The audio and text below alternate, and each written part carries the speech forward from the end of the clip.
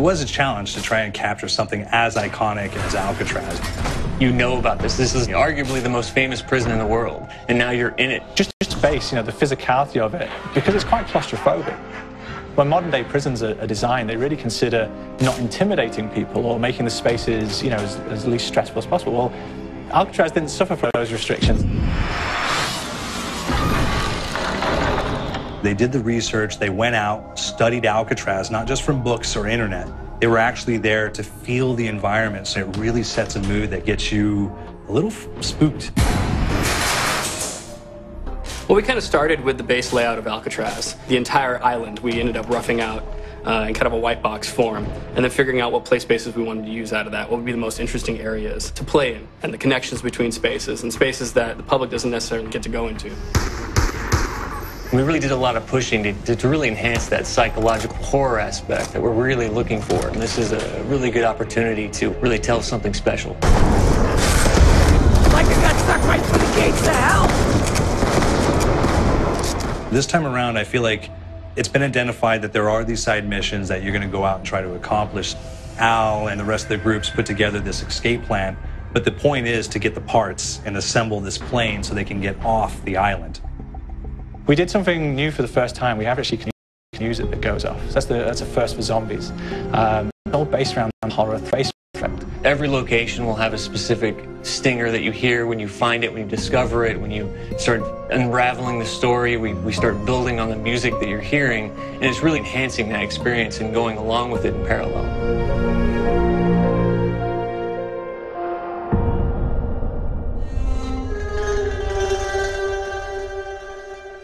Because we wanted to embrace this kind of horror thriller element, we wanted character actors, guys who could really embody someone and then convey emotion. So that's why we went for guys like Ray Liotta, getting in that kind of guy, we wanted a frantic chicher. So he plays a character called Billy Handsome, who's this kind of psychopath who would be employed by the mob to kill people in interesting ways. Chaz Palminteri, he plays a guy called Sal DeLuca, an old mob boss.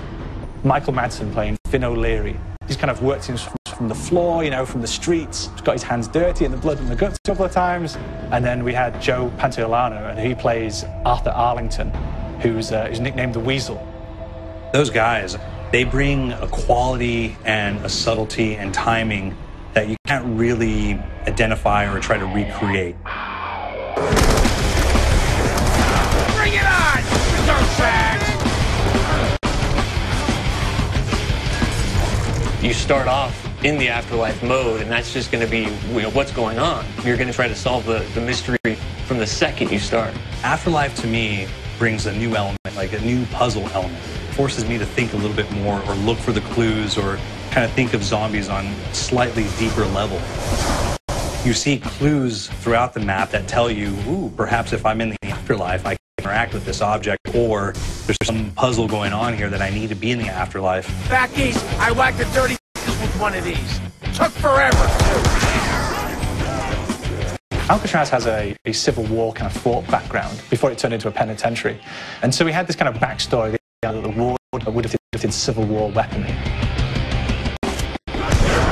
One of them is Thunder gas. It's a fictional weapon, but the idea of the combination between a bus and a Gatling gun, and possibly way of upgrading it to a more fantastical weapon that the players may find. You all gotta go sometime. You just went now. There's one main zombie, one big zombie that's going to come through and wreak havoc on your life. He'll lock down the perk machine, he'll close down the box, so you have to pay to get that open again. So you don't want him to interfere with your process. Now's a good time to pick a fight. It's a fun challenge. It keeps things moving forward. In terms of perks, we have a new perk called Electric Cherry. When you reload, it gives a shock around you, which scales over time. Who's that ball? There's so much to experience in this map.